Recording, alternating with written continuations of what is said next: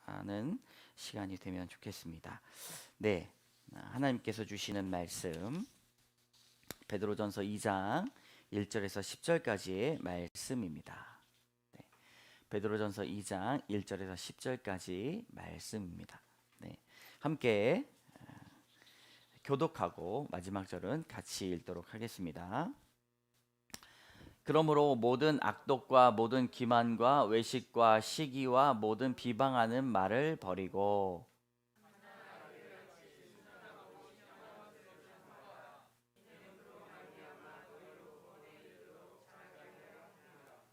너희가 주의 인자하심을 맛보았으면 그리하라.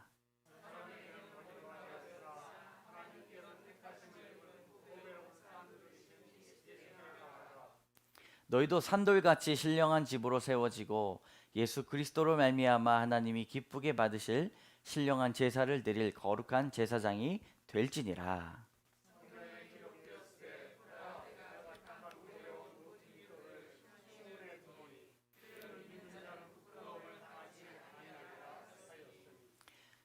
그러므로 믿는 너희에게는 보배이나 믿지 아니하는 자에게는 건축자들이 버린 그 돌이 모퉁이의 머릿돌이 되고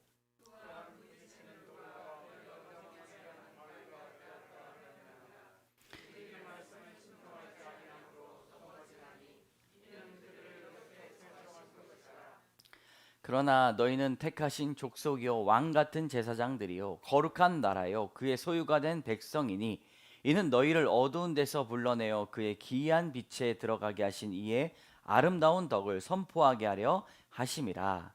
너희가 전에는 백성이 아니더니 이제는 하나님의 백성이요 전에는 긍휼을 얻지 못하였더니 이제는 긍휼을 얻는 자이니라. 아멘.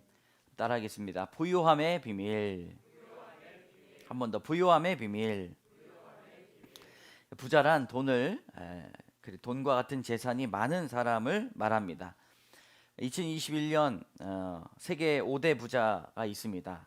첫 번째로 아마존닷컴의 제프 베이조스 회장입니다. 친한 사람 계십니까? 네, 테슬라의 일론 머스크 회장이 두 번째로 5대 부자 중에 들어갑니다. 3대 부자는 루이비통 디오를 다루고 있는 베르나르 아르노, 이름도 어렵죠? 회장이죠. 그리고 여러분 잘 알고 있으시다시피 빌 게이츠 마이크로소프트 회사의 회장입니다. 페이스북으로 잘 알려진 메타의 마크 저크버그 회장도 5대 부자에 들어갑니다. 웬만한 사람들이 삶의 목표가 무엇인가 물어보면 부자가 되는 것이라고 말합니다. 서점에서도 이분들이 쓴 부자가 되는 법이란 책이 불티나게 팔려나갑니다. 그리고 사람들이 만나면 축복하는 말로 부자 되세요 라고 인사를 합니다. 우리 옆에 계신 분들하고 부자 되세요 한번 인사 나눠 보시기 바랍니다. 네, 네. 아멘 안 하시는 분들은 네. 경제가 어려우면 어려울수록 사람들은 부자가 되려고 노력을 하고 있고 연구하고 자신의 성공 비결을 나누고 자랑합니다. 사람들이 왜 부자가 되려고 하는가? 네, 당연한 질문이겠지만 여러 가지 답변이 있습니다. 하고 싶은 일들을 하기 위해, 자랑하기 위해, 편안하게 살기 위해, 자녀에게 금수저를 물려주기 위해 부자가 되려고 합니다. 여러분들의 답변은 무엇이 있습니까? 부자보다는 심령이 부유함을 얻는 여러분들 되시기를 주님의 이름으로 축복합니다. 여러분 그 이유가 무엇인가? 모든 사람들이 부자가 될 수 없기 때문입니다. 경제학의 아버지인 애덤 스미스가 말하는 시장 경제의 영향력은 대단했습니다. 여러분 그림을 보시면 네, 자본주의 1.0, 2.0, 3.0, 지금 4.0까지 나가는데 이 애덤 스미스가 말하는 시장 경제의 영향력이 대단했지만 빈곤이 확산되고 노사가 대립되고 경제 공황이 오는 문제점들이 있었습니다. 이 1.0이에요. 2.0이 뭐예요? 네, 수정 자본주의입니다. 이걸 수정해 가지고 자본주의가 나오는데 시장 기능을 정부가 통제해서 혼합적인 경제 체제가 있어요. 왜 그럴까요? 독점이 이루어지기 때문이에요. 돈이 많은 사람으로 독점이 이루어져, 독과점이 이루어지고 또 소득이 적절하게 분배가 되지 않으니 정부가 통제하면 좀 낫겠다. 그래가지고 2.0이 나왔습니다. 그런데 정부의 시장 개입은 더 이상 효과를 보지 못했습니다. 그래서 신자유주의가 등장한 것이죠. 트리클 다운 효과가 있습니다. 뭐냐? 물이 넘치면 어떻게 돼요? 바닥에 잔잔하게 물이 깔리는 그런 효과의 원리예요. 그래서 대기업이나 고소득층이 경제적인 성과를 대기업이 싹 성장하면 중소기업이나 저소득층 낙후 부분에도 혜택이 돌아가지 않을까. 신자유주의가 나와서 경기가 활성화되는 효과를 누리는 것이 바로 이 3.0입니다. 여러분 결과는 어떻게 되었을까요? 경제적으로 예상이 되지 않았던 일들이 많이 벌어졌습니다. 경제적으로 양극화가 오히려 심해졌어요. 중산층이 사라지고 중산층이 빈곤층으로 떨어졌다는 말입니다. 상류층과 극빈층의 빈부격차는 더욱 커지는 현상이 심해져서 지금도 그것을 해결하지 못하고 있습니다. 여러분 이것이 바라보는 것이 무엇인가? 사람은 어떤 것도 완벽을 이룰 수 없다는 말입니다. 모두가 부자가 될 수 없을 뿐 아니라 부자인 사람들의 탐욕은 멈추지 않는다라는 것입니다. 조이스 애플비가 쓴 가차없는 자본주의라는 책을 보면 이렇게 말하고 있습니다. 아무도 책임을 지려고 하지 않은 채 대부분의 사람들이 새로운 방법, 가능하다면 어떤 방법이에요? 쉬운 방법으로 돈을 버는 것에만 몰두하면 위기와 공황, 대폭락은 불가피해진다라고 말하고 있습니다. 아무리 대단한 경제학자라 하더라도 문제의 근원은 알고 있지만 해결책은 찾을 수 없다는 말입니다. 여러분, 우린 이러한 시대를 살아가고 있는 성도로 어떠한 성경적 정신을 가지고 살아가야 할까요? 많은 사람들이 자신이 가지지 못함 때문에 공허하고 더 가지려고 해야 하고 또 우울해하는 것, 아무것도 해줄 수 없는 그 현실 때문에 스스로 목숨을 끊어버리는 이러한 현실에서 성도는 어떤 말씀을 가지고 살아가야 할까요? 우리가 오늘 읽었던 베드로 전서 후서의 별명은 낯선 땅에서 나그네로 살기입니다. 낯선 땅에서 나그네로 살기 위해 우리는 베드로 전서와 후서를 읽어야 된다는 것이죠. 여러분들이 생각하는 낯선 땅은 어디입니까? 사람들이 처음 보는 사람들이 모인 곳이 낯선 땅입니까? 아니면 미국 가보지 못했던 땅을 가는 것이 낯선 땅입니까? 우리가 살고 있는 이 시대 그리고 풍류 흘러가는 것이 하루하루 낯선 땅이 된다는 사실 말씀을 묵상하면서 그렇게 바라보게 되었습니다. 어제는 이런데 오늘은 이런 땅이 되어버려서 어느덧 하루밖에 지나지 않았지만 낯설게 느껴지게 되는 것이죠. 나그네는 누구인가? 나그네는 믿음을 가지고 살아가는 성도입니다. 여러분 성경이 위대한 것은 늘 시대를 깨우는 영성이 담겨져 있으며 시대를 읽어내려가는 정곡을 볼 수가 있기 때문입니다. 낯선 땅에서 살아가지만 여러분 성경의 정신으로 부요함을 소유하는 여러분 되시기를 주님의 이름으로 축복합니다. 오늘 말씀을 상고할 때 말씀이 없는 이 낯선 땅에서 살아가는 나그네이지만 주님께서 가르쳐 주시는 부요함의 비밀을 발견하여 하나님의 부요하심을 충만케 되는 역사가 일어나기를 주님의 이름으로 기원합니다. 첫 번째, 말씀의 부요함이 있어야 합니다. 대단한 경제학자들이라도 해결하지 못하는 해결책이 성경에 있습니다. 우리 1절부터 3절까지의 말씀을 같이 읽는데요. 노란 줄을 같이 읽고 제가 하얀 줄은 혼자서 읽겠습니다. 그러므로 모든 악독과 모든 기만과 외식과 시기와 모든 비방하는 말을 버리고 갓난 아기들 같이 순전하고 신령한 젖을 사모하라. 이는 그로 말미암아 너희로 구원에 이르도록 자라게 하려 함이라. 너희가 주의 인자하심을 맛보았으면 그리하리라. 아멘. 오늘 1절의 말씀을 좀 보면 그러므로 라고 시작을 합니다. 여러분 어떤 말을 했길래 그러므로 라고 말을 할까요? 그 1절에 보면 하나님의 말씀의 영원성을 나타내고 있습니다. 모든 육체는 풀과 같고 모든 영광은 풀의 꽃과 같으니 풀은 마르고 꽃은 떨어지되 오직 주의 말씀은 세세토록 있도다.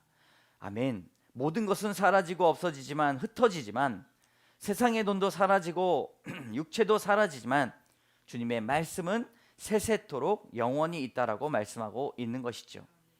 말씀에 부유함이 있는 여러분들 되시기를 바랍니다. 여러분, 하나님의 말씀이 정답이에요. 말씀대로 살아가는 것이 소망입니다. 여러분, 입에서 하나님의 말씀이 나오고 계십니까? 1절의 말씀에 보면 우리가 하고 있는 말들이 어떤 말들이 있는가가 나와요. 모든 악독과 모든 기만과 외식과 시기와 모든 비방하는 말이 있다고 말을 하는 것이죠. 이것을 버리라 라고 말을 합니다. 여러분, 악독이 무엇입니까? 악한 말입니다. 저주하는 말, 뒤통수에다 대고 어디 한번 잘 되나 보자라고 이야기하죠. 마음이 연약해서일까요? 하나님의 말씀을 배우지 못했기 때문입니다. 기만이 무엇입니까? 남을 속이는 말, 거짓말입니다. 여러분, 일주일에 거짓말을 몇 번이나 하십니까? 목사님, 저는 한 번도 안 해요. 그것도 거짓말이에요. 여러분, 이런 기만하는 것, 남을 속이는 말, 그 거짓말이죠. 근데 말만 속일까요? 외식이라는 말도 있습니다. 외식이 뭐냐? 바깥 외 꾸밀 식입니다. 남에게 보이기 위해 거짓으로 행동하는 거예요. 눈치 보는 것, 다른 사람들 눈에 들기 위해서 내 속에 있는 것과 겉이 다르게 하는 것. 그 바리새인들이 외식하는 자라고 이야기하지 않습니까? 회칠한 무덤이라고 말을 해요. 안에는 무덤인데 회를 칠해가지고 겉은 멀쩡하게 만든다는 것입니다. 우리의 속이 무덤인데 겉으로 멀쩡하면 그것이 외식하는 자다 말을 합니다. 시기하는 말, 질투, 미움이 나오고 모든 비방하는 말, 다른 사람을 나무라고 자신의 기준으로 옳고 그름을 판단하는 말. 여러분, 이런 말들이 나오는 것이 아니라 우리 입에서 하나님의 말씀에 부유함이 있을 줄 믿습니다. 하나님의 말씀의 부유함은 우리가 하나님의 말씀을 묵상하고 깨닫고 끝나는 것이 아니라 말로 그 부유함이 나온다는 것이죠. 베드로는 이런 말은 낯선 땅에서 살아가는 나그네의 말이 아니다라고 말을 합니다.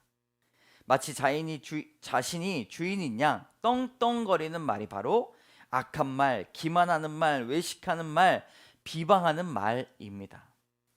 나그네의 말은 늘 겸손하죠. 이것은 내 것이 아니기 때문에 순종하는 말로 나아가게 됩니다. 존 버니언의 유명한 영성책인 철로 역정을 강의할 때 참 재미있었던 것은 주인공 크리스찬이 천국을 가는 일정의 중간에 나오는 시장이 나옵니다. 허영의 시장이에요.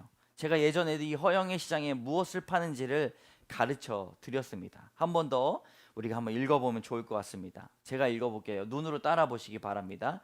이 허영을 파는 시장에서 나옵니다. 그리하여 이 시장에서는 이런 것들을 팔렸다. 집, 토지, 명당짜리, 무형물자, 직위, 명예, 승급, 귀족 칭호들, 국가들, 왕국, 욕정, 향락 등등이 거래되고, 또한 모든 종류의 쾌락을 위하여 매춘부, 포주, 아내, 남편, 아이들, 주인, 하인, 생명, 피, 육체, 영혼, 은, 금, 진주를 비롯한 각종 보석 등등 온갖 것들이 다 있었다. 이 시장의 이름이 뭐라고요? 허영의 시장이에요. 게다가 이 시장에는 언제나 마술사들, 사기꾼들, 도박꾼들, 바보들, 악한들, 불량배들, 온갖 종류의 쾌락과 악에 젖은 사람들이 술렁거리고 있었다.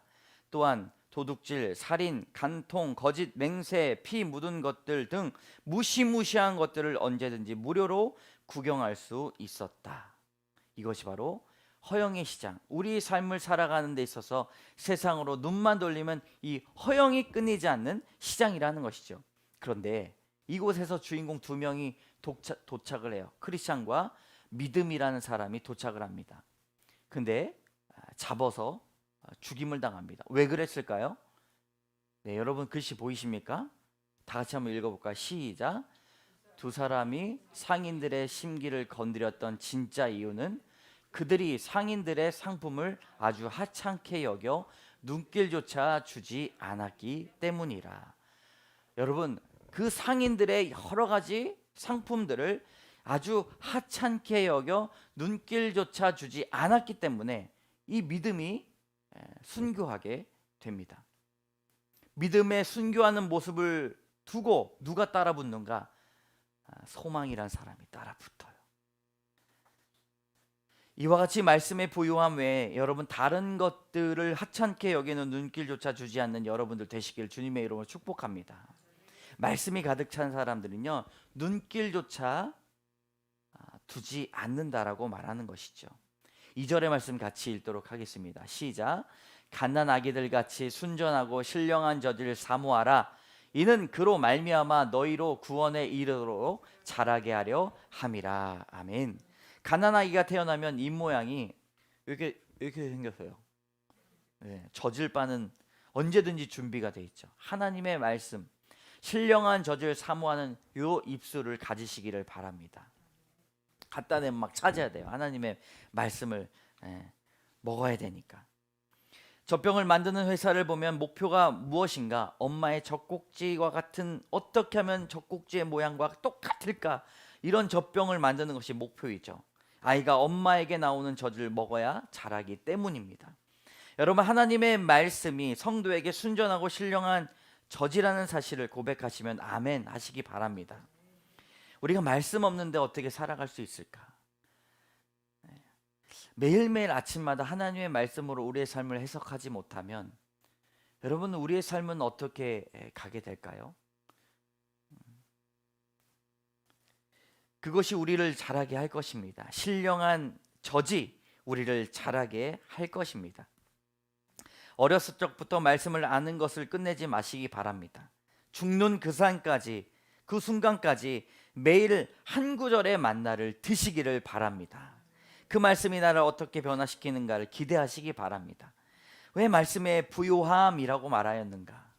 오늘 베드로전서 2장 1절에서 10절까지의 말씀의 이 주석가들을 보면요, 주제가 부요함이에요.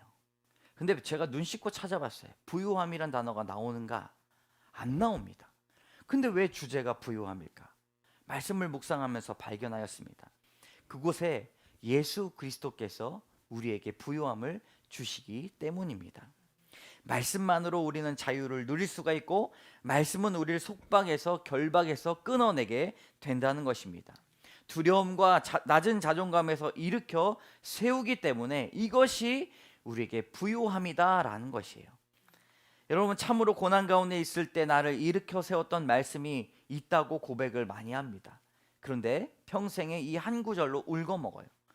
근데 이런 놀라운 말씀이 매일매일 생수와 같이 말씀의 부요함에 쏟아진다는 사실을 꼭 기억하시기 바랍니다. 여러분, 클린톤 아까 효과를 보셨죠? 네, 대기업이 성장하면 그 나머지 중소기업들과 빈민층들이 먹고 산다고 했는데 다 실패했다고 이야기를 합니다. 근데 말씀의 부요함은 다릅니다. 여러분, 한 사람이 말씀의 부요함을 가지고 산다면 가족들이 그것을 먹고 사는 거예요. 그리고 온 교회가 먹고 사는 것입니다. 그리고 온 친지들과 사람들이 먹고 사는 거예요. 우리가 하나님의 말씀의 부요함을 소유하는 여러분들 되시기를 바랍니다. 어디 가든지 톡 손대면 톡하고 말씀이 톡톡 봉성화 같은 신앙을 가져야 됩니다. 손대면 톡하고 터질 것만 같은 말씀. 네. 여러분, 제가 이제 주중에 우리 간사님하고 이야기를 하는데요, 다른 이야기 하지 않아요. 말씀의 부요함을 이야기해야 되는데 말씀을 시작할 때와 말씀을 끝날 때 표정이 달라집니다. 말씀밖에 없다고 이야기를 합니다. 성경 말씀을 적용하고 생각하고 묵상하는 것이 굉장히 귀한데, 여러분 3절의 말씀에 위대한 말씀이 있습니다. 같이 읽겠습니다. 시작. 너희가 주의 인자하심을 맛보았으면 그리하라. 아멘. 맛본 사람은 계속 맛보게 될 것이라는 거예요. 여러분, 하나님의 말씀을 맛보셔서 마치 자석과 같이 말씀으로 인도함을 받는 여러분들 되시기를 바랍니다. 내가 심령이 공고하고 가난할 땐 말씀을 바라봅니다. 근데 내 마음에 풍성이 좀 찾아오면요, 전혀 말씀을 따라가지 않아요. 네, 기도 부탁하지 않습니다. 왜요? 마음이 평안하기 때문이에요. 근데 그때야말로 말씀의 부요함이 다른 사람들에게 귀하게 연결되는 일들이 일어나게 될 것입니다. 고기를 먹어본 사람도 먹죠. 하나님의 말씀을 사모하고 매일 먹어본 사람만이 그 말씀의 부요함을 경험하게 된다는 것입니다. 신령한 젖을 매일 사모하시기 바랍니다. 여러분들에게 부요함을 선사하게 될 것입니다. 적용 질문. 말씀을 가진 사람만이 부유함을 얻게 된다는 것을 여러분 믿으십니까? 네. 두 번째 따라합니다. 지혜의 부유함이 있어야 합니다. 4절부터 6절까지의 말씀 같이 읽겠습니다. 시작. 사람들에게는 버림바 되었으나 하나님께는 택하심을 입은 보배로운 산돌이신 예수께 나아가 너희도 산돌같이 신령한 집으로 세워지고 예수 그리스도로 말미암아 하나님이 기쁘게 받으실 신령한 제사를 드린 거룩한 제사장이 될지니라. 성경에 기록되었으되 보라 내가 택한 보배로운 모퉁이 돌을 시온에 두노니 그를 믿는 자는 부끄러움을 당하지 아니하리라 하였으니. 아멘. 4절 5절 복잡한 건축의 비유를 가지고 말씀하지만 한 가지의 단어만 기억하시면 됩니다. 예수 그리스도이십니다. 여러분, 하나님의 지혜는 예수 그리스도를 통해서 나타난 거예요. 예수님을 살아있는 돌이라고 설명했습니다. 건축학적으로 비유를 한 것입니다. 베드로의 뜻이 무엇입니까? 네, 개바 반석이에요, 반석. 그러므로 그 이름을 가진 사람이 살아갈 때 여러분 자신의 참된 반석이 그리스도이다라는 고백을 했던 것이죠. 6절의 말씀은 믿음이 있는 사람들은 부끄러움을 당하지 않는다라고 말하고 있습니다. 믿음 있는 사람, 그리스도의 지혜가 있는 사람은요 부끄러움을 당하지 않습니다. 시편 104편 24절에 보면 그 지혜가 왜 중요한지가 나오고 있습니다. 함께 읽겠습니다. 시작. 여호와여 주께서 하신 일이 어찌 그리 많은지요. 주께서 지혜로 그들을 다 지으셨으니 주께서 지으신 것들이 땅에 가득하니이다. 아멘. 좀 목소리가 제가 생각한 것보다 너무 작은 것 같아요. 좀 크게 읽겠습니다. 시작. 여호와여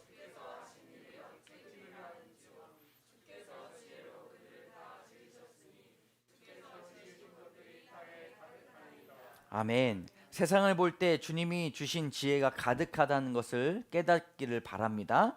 이것이 지혜의 부유함입니다. 종교개혁자 칼빈은 성경이라는 안경을 통해 자연을 바라볼 때 그리스도를 발견할 수 있다고 말하였습니다. 여러분, 자연을 통해서 우리가 바라볼 수 있는 것, 내 몸을 통해서 알 수 있는 것이 무엇이라고요? 그리스도이십니다. 예수님의 지혜가 발견되어야 됩니다. 사람이 자녀를 낳는 것을 통해 알 수 있는 것은 하나님이 우리를 자녀 삼아 주셨다라는 것이고, 호흡하는 것을 볼 때 우리가 육체적인 호흡도 있지만 영적인 호흡도 있다는 것입니다. 성령의 호흡을 가지고 살아나가야 할 것입니다. 썩은 것에 무엇이 납니까? 냄새가 나죠. 악취가 납니다. 이것을 볼 때 우리의 심령에 악한 것이 있다면 악취가 난다는 것을 아는 것이 바로 지혜입니다. 그리스도의 지혜가 없는 사람들은 어떻게 됩니까? 넘어진다고 말하고 있습니다. 우리 8절의 노란 줄만 같이 읽어보도록 하겠습니다. 시작. 그들이 말씀을 순종하지 아니하므로 넘어지나니 이는 그들을 이렇게 정하신 것이라. 아멘. 지혜가 있어야 돼요. 하나님께서 말씀이 없는 자는 넘어지는 자로 정하셨다는 것입니다. 우리가 말씀을 얻지 못하면, 지혜를 얻지 못하면 넘어진다는 것을 꼭 기억하시기 바랍니다. 사람들은 작은 것에 넘어집니다. 실망하고 낙심합니다. 그러나 하나님의 지혜가 있는 사람들은 절대로 넘어지지 않는다는 것이죠. 왜 그럴까요? 볼품이 없지만 하나님께서 직접 지으신 돌을 시온에 두겠다고 말씀하셨습니다. 여러분, 지혜가 있는 곳에 시온 성이 되는 놀라운 일이 일어나게 될 것입니다. 여러분들의 삶이 시온 성이 되기를 원합니다. 이 가장 소중한 돌을 기초로 집을 지어야 시온 성이 된다는 것이죠. 여러분, 이러한 그리스도의 지혜를 알지 못합니다. 그래서 정리해 보았습니다. 5가지로 그리스도 지혜를 한번 읽어보도록 하겠습니다. 첫 번째, 시작. 부자가 아니라 부요함으로, 기복이 아니라 팔복으로, 교만이 아니라 순종으로, 기적이 아니라 섭리로, 운명이 아니라 사명으로. 여러분, 이 지혜를 소유하시기를 바랍니다. 사람들은 돈을 잃으면 부유함도 잃어버리고, 기복을 위해 기도하지만 진정한 복은 산상수훈의 팔복에 있습니다. 내가 높아지는 교만으로 나아질 것 같지만 순종을 해야, 겸손해야 높아집니다. 기적이라고 사람들은 놀라워하지만 하나님은 당연히 섭리를 통해 일하십니다. 사람들은 운명을 따라 살지만 사명을 따라 살아가야 부요해집니다. 이것이 낯선 땅에 살아가는 나그네의 지혜일 줄을 믿습니다. 오늘 일어나 보니 내가 생각하지 못했던 상황들이 펼쳐지는 그 낯섦일지라도 여러분, 믿음을 가진 나그네로 살아갈 때 이런 하나님께서 주시는 지혜 부요함을 고백하시기 바랍니다. 우리 6절의 말씀 같이 다시 한번 읽겠습니다. 시작. 성경에 기록되었으되 보라, 내가 택한 보배로운 모퉁이 돌을 시온에 두노니 그를 믿는 자는 부끄러움을 당하지 아니하리라 하였으니. 아멘. 가정에서 아버지가 가난해지면 아내와 자녀가 부유해진다는 사실을 깨달으시기를 바랍니다. 아빠가 되어보니 얼마나 나의 아빠가 많은 것을 포기하면서 살았는지를 깨닫게 되는 것이죠. 엄마가 되어보니 얼마나 나의 엄마가 큰 희생을 하면서 살았는지 알게 되는 것이지요. 여러분, 심령을 가난하게 여기시기 바랍니다. 여러분들이 부유하게 될 것입니다. 여러 사람들이 부유하게 될 것입니다. 결혼해서 가정을 꾸렸는데요, 아빠가 가정을 위해서 희생하는 것이 아니라 자기가 게임기를 사고 어렸을 때 받았던 그 상처들을 자꾸 채워 나가려고 하고요.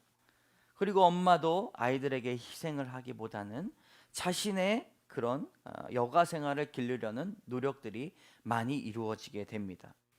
나도 살아야 될 거라고 이야기하지만 여러분, 심령이 가난하게 된다면 많은 사람들이 부욕해 된다는 이 성경의 정신이 우선순위로 우리가 기억을 해야 될 것입니다.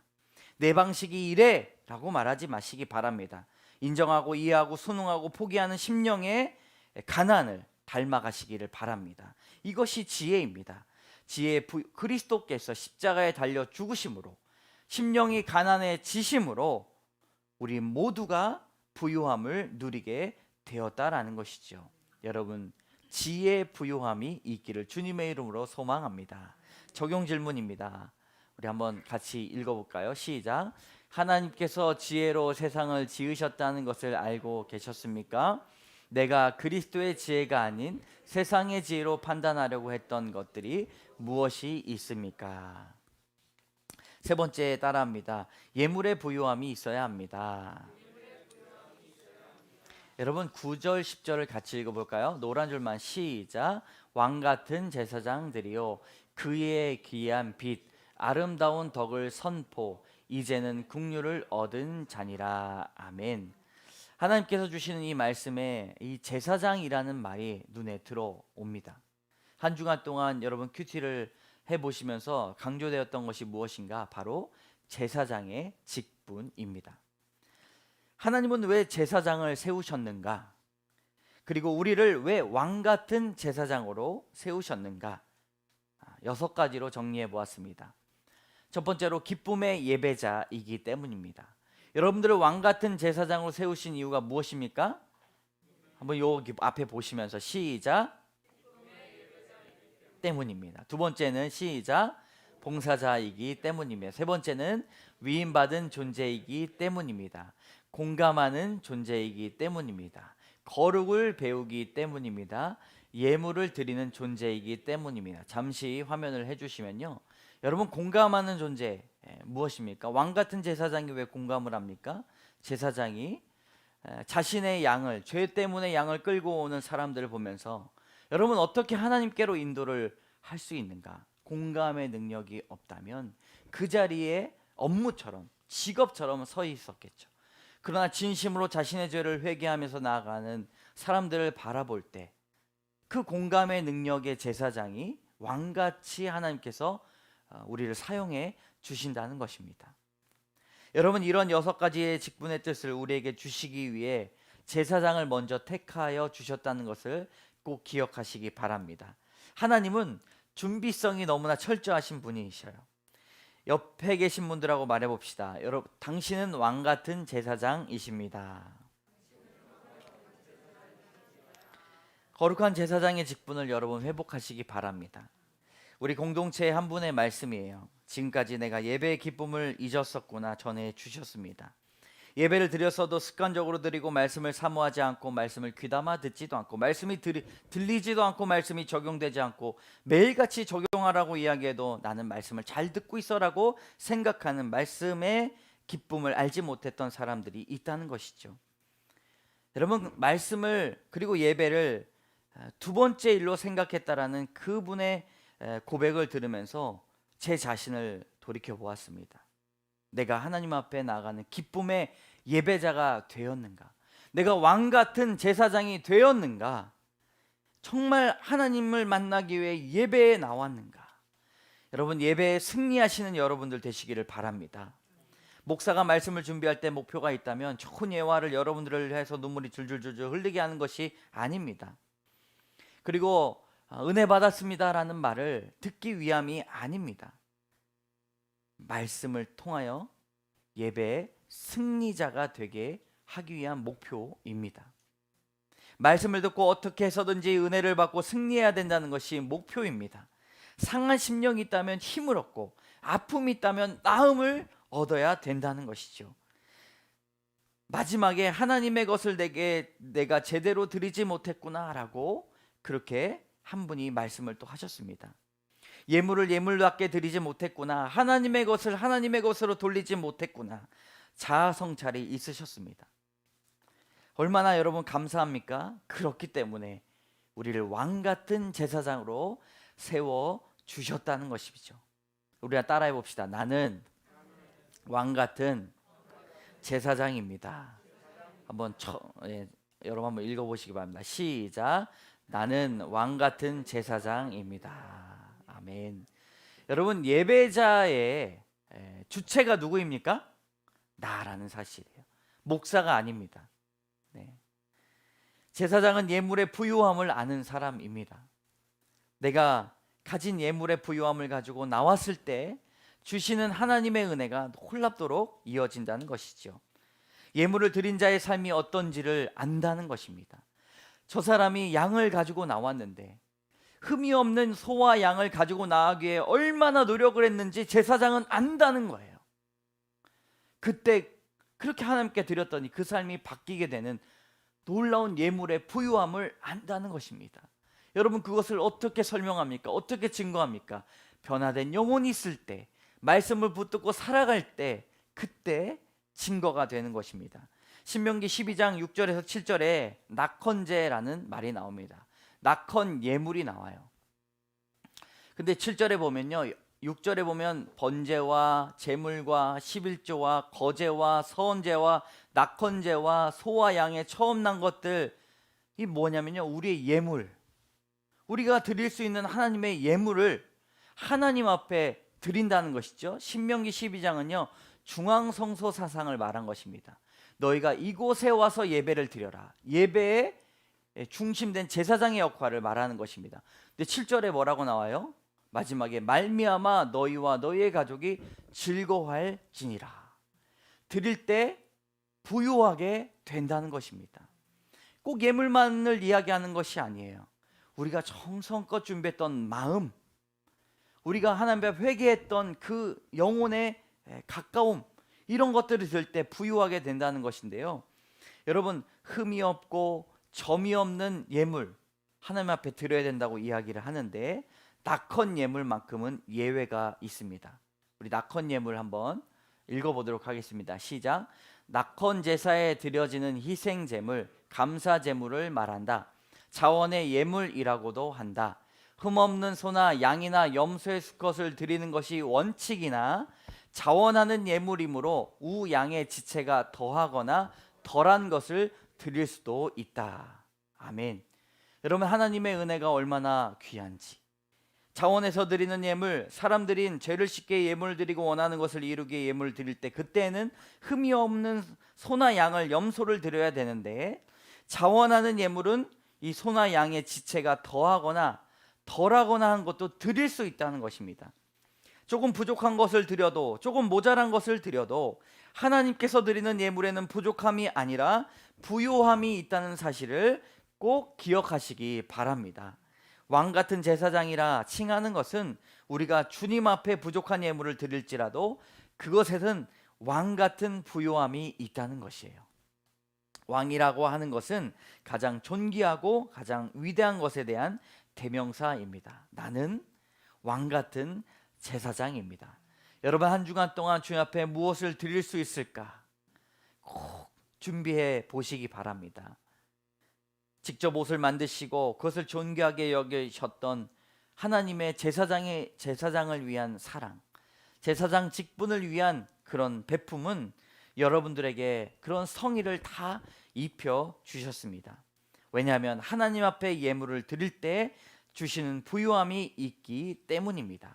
여러분, 적용 질문입니다. 내가 왕 같은 제사장으로 하나님께 심령을 드리는 자임을 알고 계셨습니까? 두 번째 함께 따라하겠습니다. 부족함을 드려도 큰 부요함이 넘쳤던 기억이 무엇이 있습니까? 아멘. 여러분, 우리 말씀 한번 봅시다. 부요함의 비밀. 말씀의 부요함이 있어야 합니다. 지혜의 부요함이 있어야 합니다. 예물의 부요함이 있어야 합니다.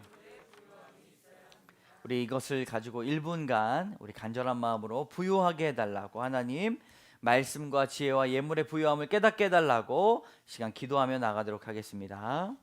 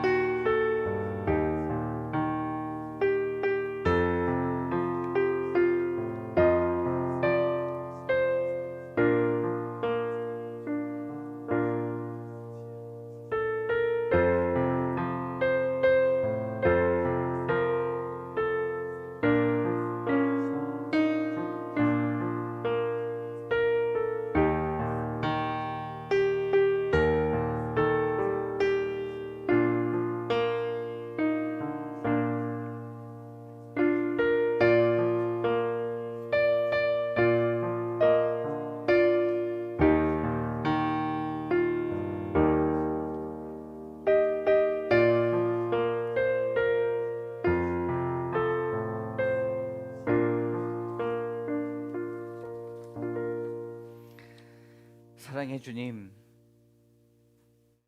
날마다 부족한 것들만, 날마다 나에게 없는 것들만 주님 앞에 간구하고 구하였습니다. 그러나 나에게 말씀이 있고 지혜가 있고 예물이 있었음을 고백합니다. 그것들을 통하여서 이미 부유하게 되었음을 고백합니다. 하나님, 날마다 주님 앞에 말씀으로 부요케 되게 하여 주시옵소서. 그 지혜의 근본이 그리스도이신데 지혜의 부요함으로 많은 넘어지지 아니하고 나로 말미암아 많은 사람들이 부요하게 될 수 있도록 도와주시옵소서. 하나님, 예물의 부요함이 있습니다. 우리가 부족한 것들을 드릴지라도 연약한 것들을 드릴지라도 주님께서 넘치게 하신다 말씀하여 주셨사오니, 세상에서 승리하기 위한 제사장으로 세워주셨사오니 왕같은 제사장의 직분을 온전히 감당할 수 있도록 인도하여 주시옵소서. 모든 말씀 예수님 이름으로 감사드리며 간절히 기도드립니다. 아멘. 우리 다 같이 일어나셔서 결단의 찬양 드리도록 하겠습니다.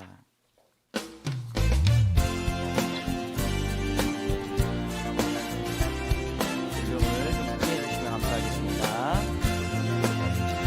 진정한 예배가 숨쉬는 교회, 주님이 주인 되시는 교회, 믿음의 기도가 쌓이는 교회, 최고의 찬양을 드리는 교회, 말씀이 살아 움직이는 교회, 성도의 사랑이 넘치는 교회, 섬김과 헌신이 기쁨이 되어 열매 맺는 아름다운 교회, 주님의 마음 닮아서 이웃을 사랑하는 교회, 주님의 영광을 위해서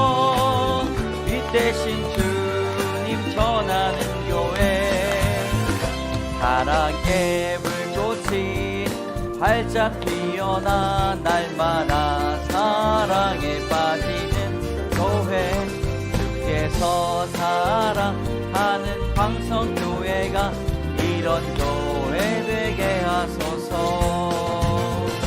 주께서 사랑하는 우리 교회가 이런 교회 되게 하소서. 참 좋으신 하나님 감사합니다. 주님 앞에 드릴 것이 없는지 살펴보게 하여 주시고, 주님 마음과 정성을 다하여서 주님 앞에 드리는 이 예물을 기뻐 받아 주시옵소서. 하나님 앞에 드릴 수 없는 것들이, 아버지 주님 앞에 부족한 것들이, 연약한 것들이 하나님께 드릴 때에 부유함으로 변하게 된다는 사실을 기억할 수 있도록 도와주시고, 주님 다른 사람들은 풍요로움 을 따라 살아가지만 말씀의 부요함과 지혜의 부요함과 또 예물의 부요함을 따라 살아가는 우리가 될 수 있도록 인도하여 주시옵소서.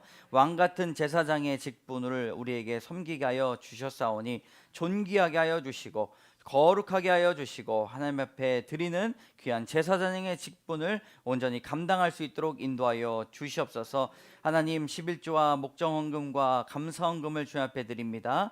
귀하게 드린 이 예물들이 쓰여진 곳곳마다 하나님의 사랑과 그리스도의 지혜가 넘쳐 흘러 가게 하여 주시고, 하나님 치유가 일어나고 회복이 일어나고 상처가 온전히 아물어지는 귀한 일들이 일어날 수 있도록 도와주시옵소서. 하나님, 나누고 베풀라 하는 그 삶을 우리에게 가르쳐 주셨사오니 교회를 통하여서 나누고 베풀기 원합니다. 주님께서 더욱더 우리를 부유하게 하여 주시고 풍요롭게 하여 주셔서 나누고 또 베푸는 귀한 교회가 될 수 있도록 도와주시옵소서. 사업장을 위해서 기도합니다. 하나님, 사업장을 부유하게 하여 주시옵소서. 우리가 부자가 되기 위한 목표가 아니라 더 나누고 베풀기 위하여서 하나님의 사명을 온전히 감당하기 위하여서 주님, 돈이 필요하고 또 재정이 필요하고 헌신이 필요하오니 주님, 우리를 부유하게 하여 주셔서 하나님의 사랑이 온전히 전달되는 귀한 일들이 일어날 수 있도록 도와주시옵소서.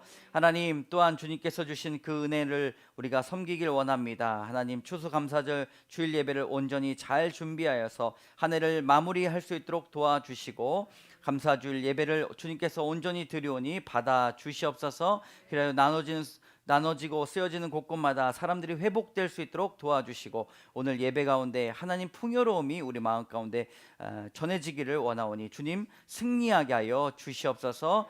이 모든 말씀 예수님 이름으로 감사드리며 기도드립니다. 아멘. 지금은 우리 주 예수 그리스도의 은혜와 자비하신 하나님의 사랑과 날마다 우리 곁에 계셔서 역사하시는 성령의 교통하심이 하나님께서 주시는 부유함으로 왕같은 제사장의 직분을 감당하며 말씀이 왕성하고 지혜가 충만하고 예물을 넘치는 감사로 드리기를 원하는 사랑하는 성도들 심령 위에, 가정 위에, 사업터 위에, 자녀 위에 이제로부터 영원까지 함께 하시기를 간절히 축원하옵나이다. 아멘.